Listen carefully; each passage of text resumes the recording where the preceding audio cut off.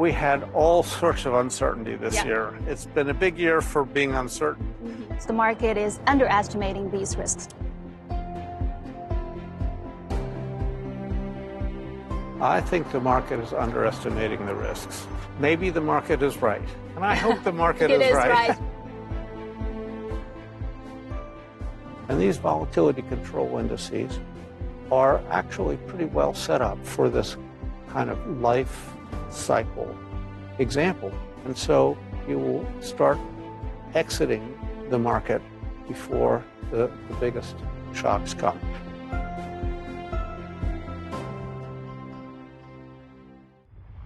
You're saying that uncertainty is going to rise at the beginning of 2025, Right. But at the turn of this year, which part hit hardest, would you say? You know, we had all sorts of uncertainty this year. It's been a big year for being uncertain. We have the tariffs, we've got the anti-science effect in the U.S., we have the deportation of immigrants in the U.S., there are 2 wars that are going on. Volatility has picked up all those things. And these models pay attention to it on a day-by-day basis. How is the volatility moving? And when is it high and when is it low? And some of these events produced a great deal of volatility. But none of them have actually lasted that long. And so the thing that surprises me is that the markets are not thinking that these are continuing events, that they think that we'll take care of them. But I worry that these events are not going to be taken care of in a way that makes the economy stronger and lets us keep our growth patterns to happen. In other words, the market is underestimating these risks. I think the market is underestimating the risks. But maybe the market is right. And I hope the market is right. It is right, yeah. We all hope the market is right.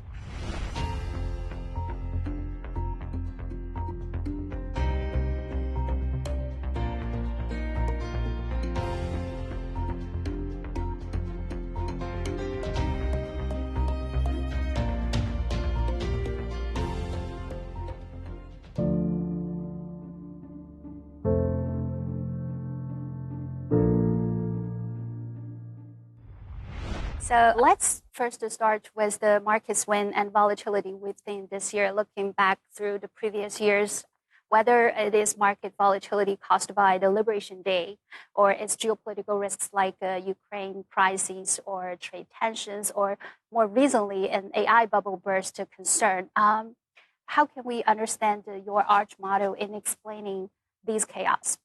Well, the ARCH model is designed to predict volatility. And it does this better at short horizons than long horizons. So it's been really the beginning of a lot of volatility research, which has developed many, many different kinds of models. And so each model has a slightly different performance, but basically they all work pretty well. And so what we really use them for is measuring volatility rather than thinking about it as a forecast. So the models show where the volatility is high and where the volatility is low. And all the events you talked about are part of it.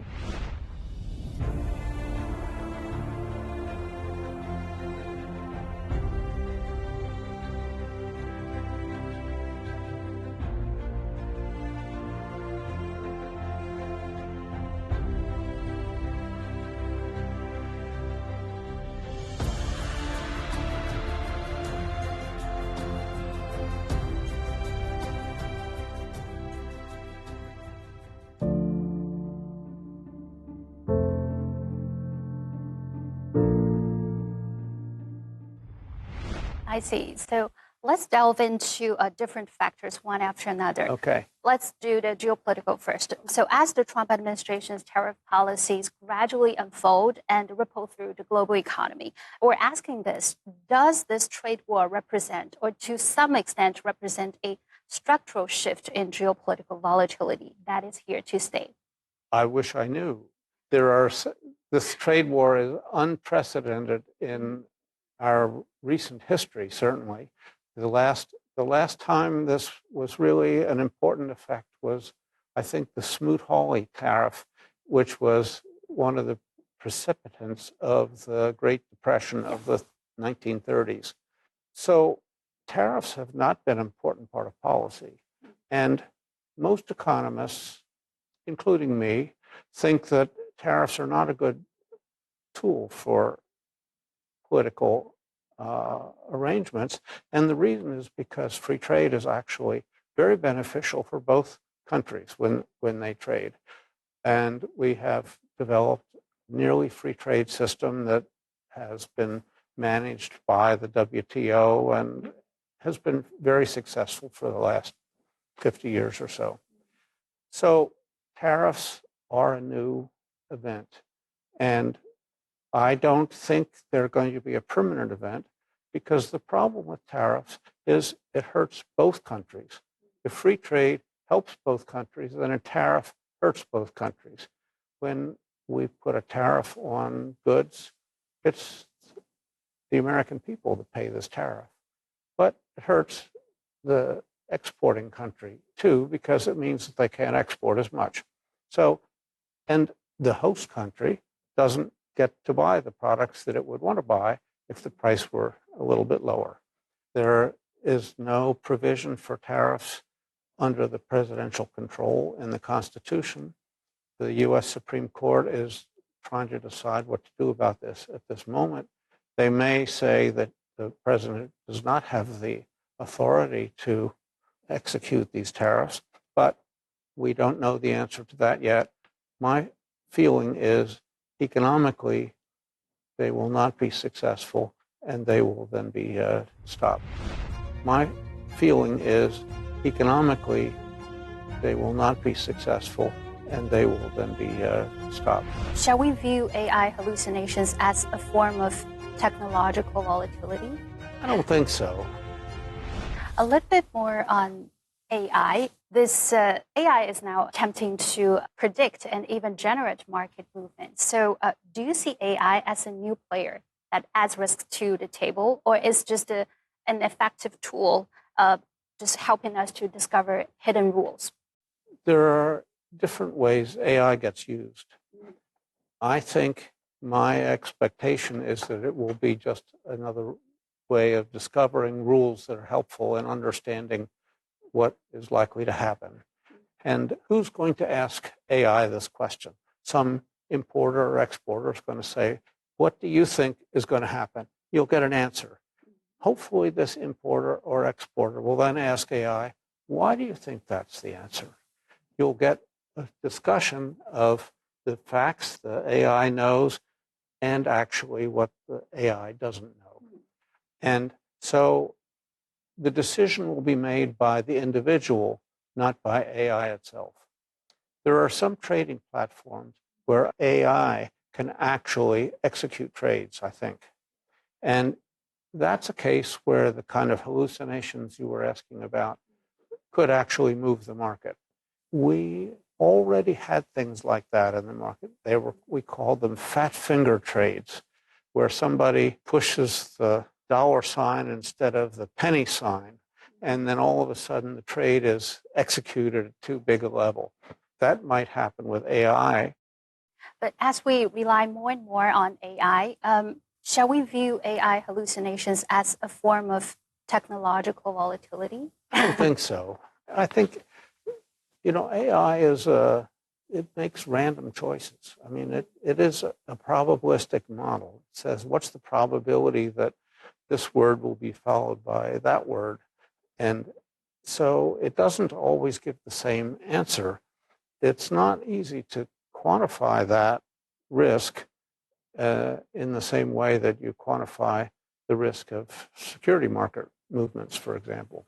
But do you think in the future economic models, we need to account for a new variable? Let's say not just how investor thinks, not just the investor psychology, but also AI psychology, like what algorithms think and react. If the AI thinks something different from what the person that runs the AI thinks, then it's that person that's making the decision. They're going to decide whether or not to listen to AI. And don't you think we have much worse sources of information than AI? I mean, we have all social media, we have political rhetoric, which is often very badly informed. And AI, at least it comes from an information body that they are trained on, and it's a way of summarizing. I think of it as a way of summarizing information for you. And if you don't think it's summarized correctly, you can really ask it questions. Mm-hmm. As we move to the AI agent, like a lot of help you to make a lot of decisions and do operations for you, do you think that AI would maximize to some extent the volatility, or it will help to minimize it? I assume that you would tell your AI machine to minimize volatility because mostly that's a goal in financial markets, is to avoid risk and not to take it. So it's up to the person that's employed and designed the AI machine to make sure that that's the question that's asked.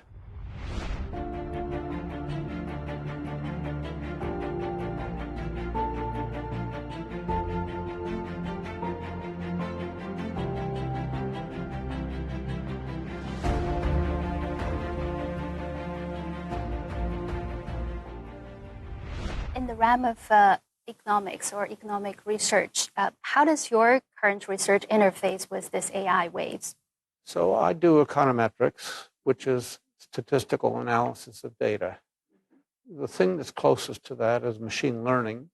Machine learning is one of the tools that AI has access to, but it's not the same as the large language models. And machine learning has some capabilities which econometrics is not particularly fully used. So there are possibilities of expanding econometric analysis using some of the new developments in machine learning. And I'm very excited about that. I don't expect, and certainly AI helps with programming. It's a very good coder and probably makes fewer mistakes than I do when I'm coding. So that's good news. But I don't think it's going to really be another intellectual force that we're going to have to take into account. You're saying that AI thinks the renminbi should be more valuable than the market does. Mm-hmm. Is that going to make the price go up? I don't think so. I see.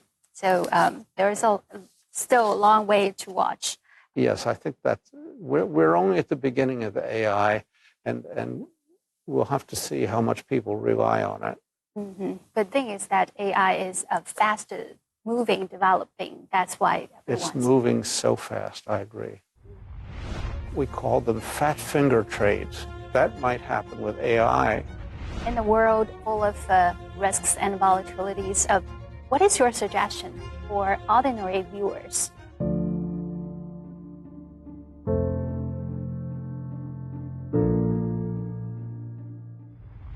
As central bankers and policymakers learn the lessons from previous years, whether it's pandemic or it's trade tensions, geopolitical risks that we just mentioned, what is the one core concept about risk that they most urgently need to upgrade or update in their playbook?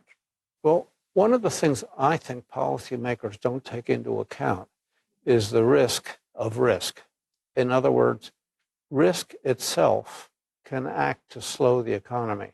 People, when they face risk, are less likely to invest, to purchase, to do things. And so when the risk goes up, it slows down behavior. And we saw this with the tariffs. Typically, when the tariff risk is there, people didn't buy as much because they weren't sure whether they were going to face tariffs or not.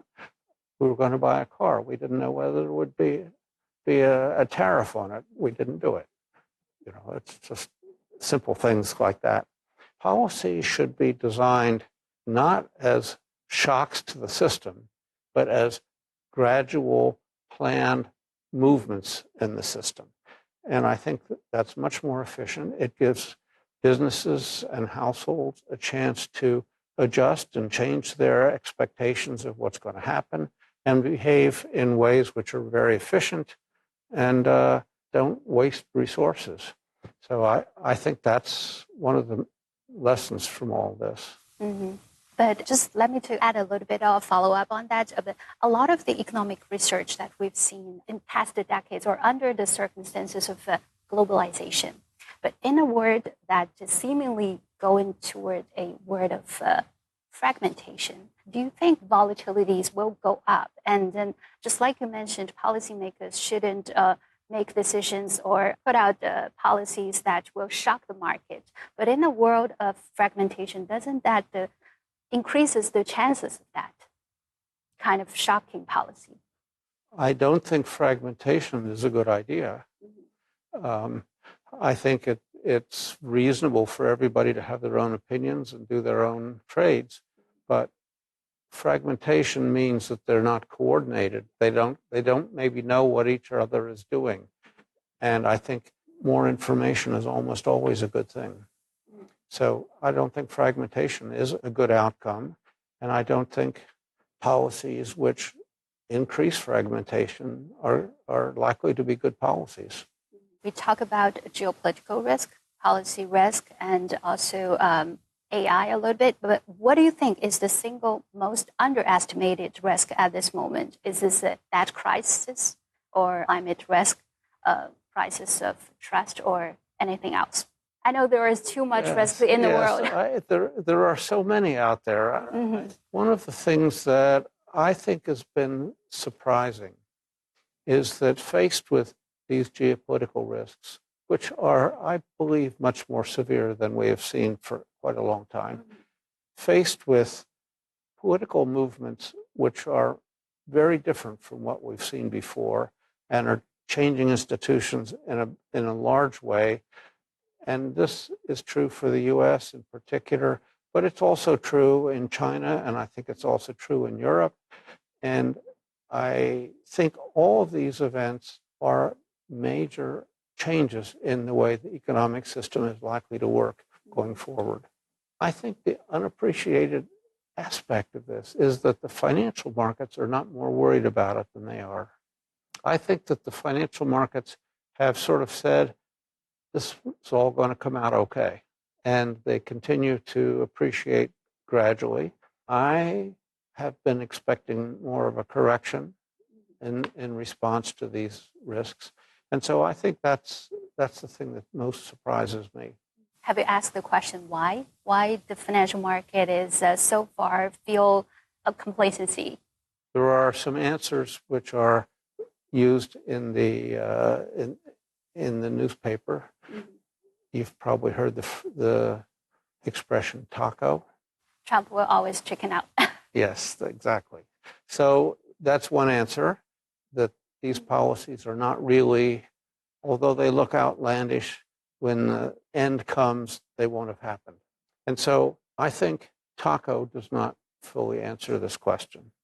And I think the market is responding to the tax incentives that are implicit in a lot of the regulations and the big, beautiful bill that the U.S. Congress has passed. And I think that it kind of thinks that deregulation of climate and deregulation of pollution and deregulation of safety measures and so forth will be good for business. I don't think really ultimately it will be. And so I feel like the market is kind of missing that.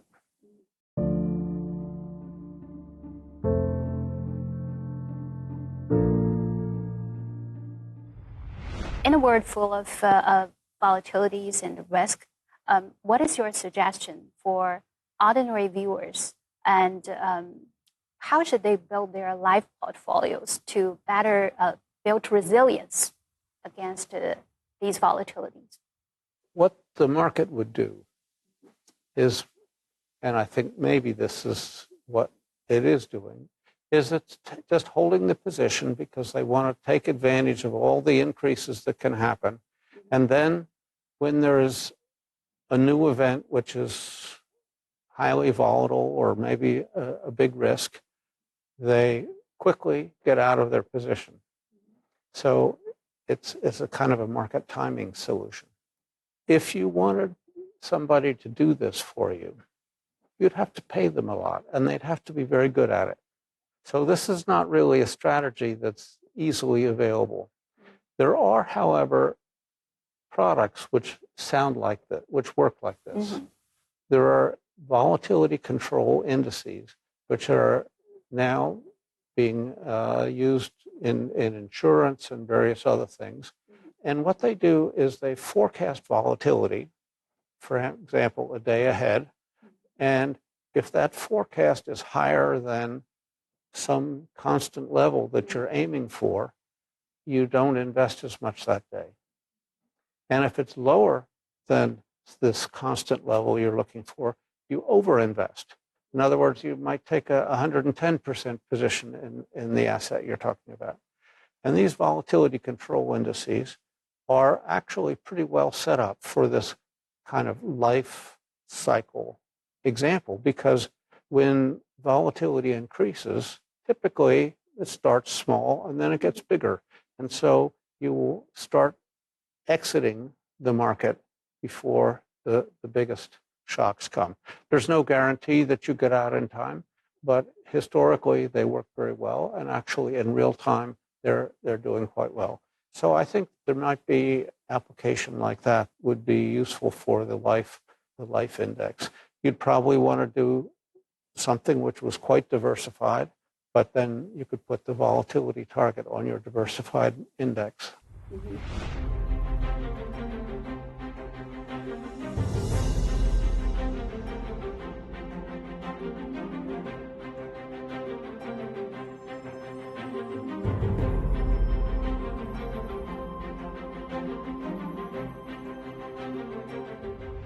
I hope that's useful for our audience, for our viewers watching this show.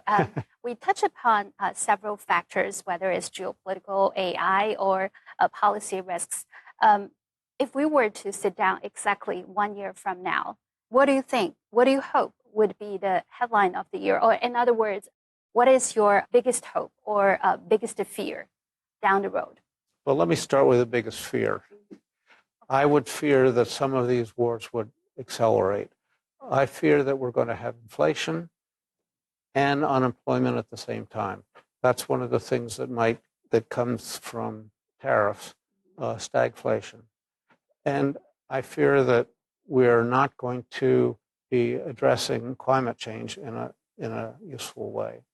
But I do have a hope, because if they could get along well, the U.S. excess demand would help China's deficient demand. It would reduce our inflation and reduce their deflation, China's deflation. The two of them could stop the wars around the world. And the two of them, if they work together, could solve climate change. It would be breathtaking change in the geopolitical world. Mm-hmm. And that's not only for our two countries, but also a win-win situation for the whole world. It's a win-win for the whole world. Let's hope for the best. Hope for the best.